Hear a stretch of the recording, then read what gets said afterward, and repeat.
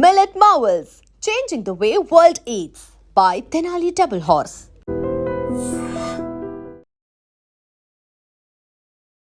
నాగర్ కర్నూల్లో మరోసారి గుప్త నిధులకు సంబంధించిన ఒక ఘటన వెలుగులోకి వచ్చింది.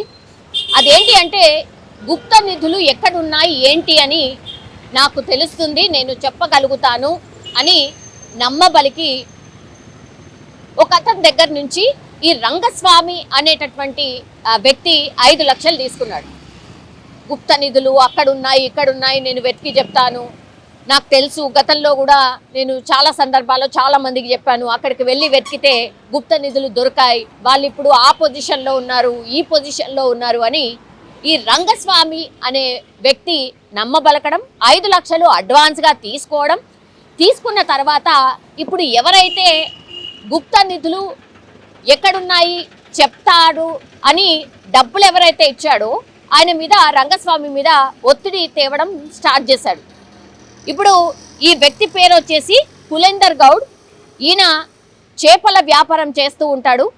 మరి వీళ్ళిద్దరికీ ఎలా పరిచయం ఉంది ఏంటి అనేది కూడా పూర్తి స్థాయిలో సమాచారం అయితే బయటికి రాలేదు. బట్ ఈ పులేందర్ గౌడ్ ఈ గుప్త నిధులకు సంబంధించిన నిధులు ఉంటాయి, ఆ నిధులు మనకు దొరకచ్చు, కరెక్ట్గా చెప్పే పర్సన్ ఉంటే అది ఏమీ అసాధ్యం కాదు, గుప్త నిధులు ఎవరికైనా ఎప్పుడైనా ఎక్కడైనా దొరకచ్చు, కానీ కొంచెం దాని గురించి తెలిసిన వాళ్ళు చెప్తే కరెక్ట్గా ఉంటుంది అని చాలా నమ్మకంగా ఇప్పుడు రంగస్వామి దగ్గరికి వెళ్ళి చెప్తే 5 లక్షలు తీసుకున్నాడు రంగస్వామి. ఆ తర్వాత రేపొస్తా మాపొస్తా, నేను ఇంకా వెతుకుతున్నా, నాకు ఇంకా కలలో కూడా కనిపించలేదు, ఆ గుప్త నిధులు ఎక్కడున్నాయి ఏంటి అనేది కూడా నాకు తెలవాలి అని అట్లా కాలయాపన చేస్తూ వెళ్తూ ఉన్నాడు. దీంతో ఇంకా ఓపిక పట్టలేక ఇప్పుడు పులేందర్ గౌడ్ ఎవరైతే 5 లక్షలు రంగస్వామికి ఇచ్చాడో ఒత్తిడి చేయడం స్టార్ట్ చేశాడు. నువ్వు నెలనో 2 నెలల్లో ఎప్పుడో నువ్వు గుప్త నిధులు ఎక్కడున్నాయో చెప్తా అన్నావు కదా, మరి ఇంతవరకు చెప్తలేవు, 5 లక్షలు నీకు ఇచ్చిన పైసలన్నీ వేస్ట్ అయినాయి కదా, నా పైసలు తిరిగి ఇచ్చేయని ఒత్తిడి చేయడం స్టార్ట్ చేశాడు. దీంతో ఏం చేయలేక ఈయన రంగస్వామి ఏం చేశాడు, నువ్వు ఇంకో 5 లక్షలు ఇస్తేనే నేను ఆ గుప్త నిధుల జాడ ఏడుందో నేను చెప్తా, లేకపోతే నేను చెప్పను. చెప్పకపోగా పులేందర్ గౌడ్కి బెదిరించాడు రంగస్వామి. ఏమని అంటే, ఓ స్వామీజీకి నేను చెప్పి ఆ గుప్త నిధులు ఎక్కడైతే ఆ చోటు ఉందో వాటన్నిటినీ కూడా భస్మం చేయిస్తా అనేటువంటి మాట చెప్పిండు. ఆల్రెడీ 5 లక్షలు ఇచ్చుకున్నాడు, ఇంకో 5 లక్షలు డిమాండ్ చేయడమే కాకుండా రంగస్వామి ఉల్టా పులేందర్ గౌడ్ ఆయనని బెదిరించడం స్టార్ట్ చేశాడు. నువ్వు ఒకవేళ ఇంకో 5 లక్షలు ఇవ్వకుంటే పూర్తి స్థాయిలో ఈ గుప్త నిధులు ఎక్కడైతే ఉన్నాయో వాటన్నిటిని కూడా ఒక స్వామీజీతో నేను భస్మం చేయిస్తా అని బెదిరించడంతో ఇంకా పులేందర్ గౌడ్కి కోపం తారస్థాయికి చేరుకుంది. యాక్చువల్లీ గుప్త నిధులు అనేదే అసలు ఒక మూఢనమ్మకమా? అసలు అట్లాంటివి తెలిస్తే ఆయన్నే వెళ్ళి తవ్వుకొని తీసుకుంటాడు కదా. ఇంకా వేరే నమ్మకాలు కూడా ఉన్నాయి. ఈ గుప్త నిధులు ఒకవేళ తీసేటప్పుడు ఆ తీసిన వ్యక్తి చచ్చిపోతాడనో, లేకపోతే ఆ కుటుంబం ఇంకేదో అవుతుందనో, ఇట్లాంటివి కూడా చాలా ఉన్నాయి. అందుకని గుప్త నిధులు ఉన్నాయని చాలామంది నమ్ముతారు, కానీ వాళ్ళు వెళ్ళి వెలికి తీయరు.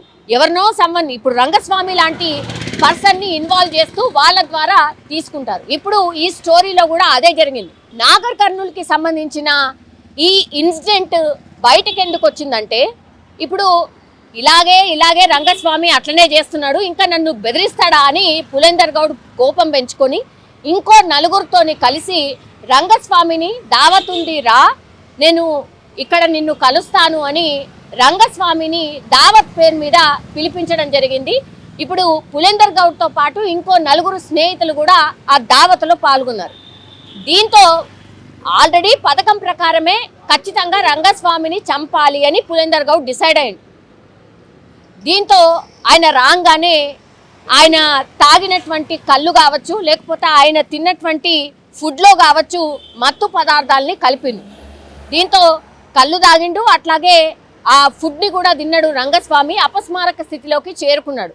దీంతో దగ్గరలో ఉన్నటువంటి అటవీ ప్రాంతం ఏదైతే ఉంటుందో ఆ అటవీ ప్రాంతంలోకి తీసుకువెళ్ళి అది పూర్తిగా ఒక మామిడి తోటలోకి తీసుకువెళ్ళిన తర్వాత ఇనుప రాడ్తోనే రంగస్వామి నెత్తిపైన కొట్టి ఆల్రెడీ ఎక్కడైతే అతన్ని పాతి పెట్టాలో గుంట కూడా తవ్వి పెట్టుకున్నారు పథకం ప్రకారం.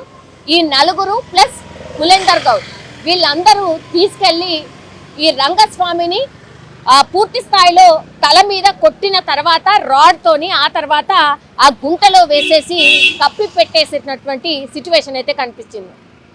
ఇది ఏ రోజు జరిగిందంటే జూలై 29వ తారీఖున ఇన్సిడెంట్ జరిగింది. 29వ తారీఖున ఈ అంటే పులేందర్ గౌడ్ రంగస్వామిని కలుద్దాం రా అని పిలిపియడం, ఆ ఫ్యామిలీకి కూడా ఇప్పుడు ఈ రంగస్వామి ఫ్యామిలీకి 2 కొడుకులు, 1 కుమార్తె అట్లాగే భార్య ఉన్నారు. వాళ్ళ ఫ్యామిలీకి ఇప్పుడే వస్తా అని చెప్పి వెళ్ళినటువంటి వ్యక్తి ఇప్పటి వరకు అంటే నిన్నటి వరకు కూడా రానటువంటి సిచ్యువేషన్. దీంతో 3-4 రోజులు తెలిసిన వాళ్ళ దగ్గర రంగస్వామి కుటుంబ సభ్యులందరూ కూడా ఫోన్ చేయడం, వెతకడం ఇదంతా కూడా చేసిండ్రు. అయినా సరే దొరకకపోవడంతో మొన్న ఆగస్టు 3వ తారీఖున పోలీస్ స్టేషన్లో ఫిర్యాదు చేసిండ్రు. వెతుకుతూ ఉండగా ఎందుకో మరి డౌట్ వచ్చింది ఈ పులేందర్ గౌడ్ మీద. ఎందుకంటే ఈ డబ్బుకు సంబంధించిన లావాదేవీలు ఫ్రీక్వెంట్గా పులేందర్ గౌడ్తో రంగస్వామి మాట్లాడడం ఇదంతా భార్య చూసింది కాబట్టి పోలీసులకు ఇన్ఫర్మేషన్ అయితే ఇచ్చింది. దీంతో పులేందర్ గౌడ్ని పిలిపించి మాట్లాడినప్పుడు పోలీసులు తమదైన స్టైల్లో విచారణ చేసినప్పుడు అసలు విషయాన్ని ఒప్పుకున్నాడు పులేందర్ గౌడ్. అట్లాగే 4 నిందితులను కూడా ప్రస్తుతం అదుపులోకి తీసుకొని ప్రశ్నించినప్పుడు ఎక్కడ ఏం చేశావు అని అడిగినప్పుడు ఎక్కడైతే ఈ మామిడి తోట దగ్గరలో ఉన్నటువంటి మామిడి తోట ఎక్కడైతే ఉందో అక్కడికి వెళ్ళి హత్య ఎలా జరిగింది, ఎప్పుడు జరిగింది, ఏ రోజు జరిగింది అనేది పూర్తి స్థాయిలో ఇన్ఫర్మేషన్ ఇవ్వడంతో అక్కడికి వెళ్ళి చూసేసరికి ఇప్పుడు రంగస్వామి డెడ్ బాడీ దొరికినటువంటి సిచ్యువేషన్. కేవలం గుప్త నిధులు ఉన్నాయి అని ఒక మూఢనమ్మకంతో పూర్తిగా ఒక కుటుంబాన్ని అల్లకల్లోలమే చేయడమే కాకుండా ఒక పర్సన్ని చంపినటువంటి సిచ్యువేషన్. సో గుప్త నిధుల వేట మరోసారి ఒక నిండు ప్రాణాన్ని బలి తీసుకుంది అనుకోవచ్చు. అట్లాగే రంగస్వామిది తప్పు లేదా అంటే మరి రంగస్వామిది కూడా తప్పే, అంటే హత్యకు గావించబడ్డ వ్యక్తిది కూడా తప్పే. బికాస్ అసలు గుప్త నిధులు ఉన్నాయని రంగస్వామి ఎట్లా చెప్పగలుగుతాడు, పులేందర్ గౌడ్ అసలు ఎట్లా పైసలు ఇచ్చి ఎట్లా నమ్ముతాడు? సో ఇద్దరిది తప్పే. సో పూర్తి స్థాయిలో ఈ కేసు విచారణ చేపట్టినటువంటి పోలీసులు అయితే ప్రాథమికంగా కొన్ని ఆధారాలు సేకరించారు అండ్ ఇప్పుడు రంగస్వామి డెడ్ బాడీని అయితే తీయగలిగారు. కానీ ఈ కేసులో మరి న్యాయం ఏంటి, ఎవరికి అన్యాయం జరిగింది అనేది కేసు విచారణ పూర్తి స్థాయిలో జరిగిన తర్వాత పోలీసులు అయితే తేల్చే పరిస్థితి అయితే కనిపిస్తోంది. నిజంగా ప్రస్తుతం ఉన్నటువంటి సమాజం దేనికి ప్రయారిటీ ఇస్తుంది?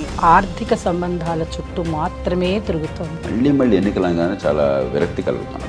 మంచి అనిపిస్తుంది కదా, లేడీస్ కూడా ఛాలెంజింగ్ జాబ్స్ చేసినప్పుడు చాలా బాగుంటది. ట్రాఫిక్ అసిస్టెంట్స్ గా నియమించిన ట్రాన్స్జెండర్స్ అందరితో సాల్యూట్ చేయించుకుంటున్నారు. ఫుడ్ డెలివరీ ఇవ్వటానికి వెళ్ళినటువంటి డెలివరీ బాయ్ అనిల్ పై కళ్ళ ముందు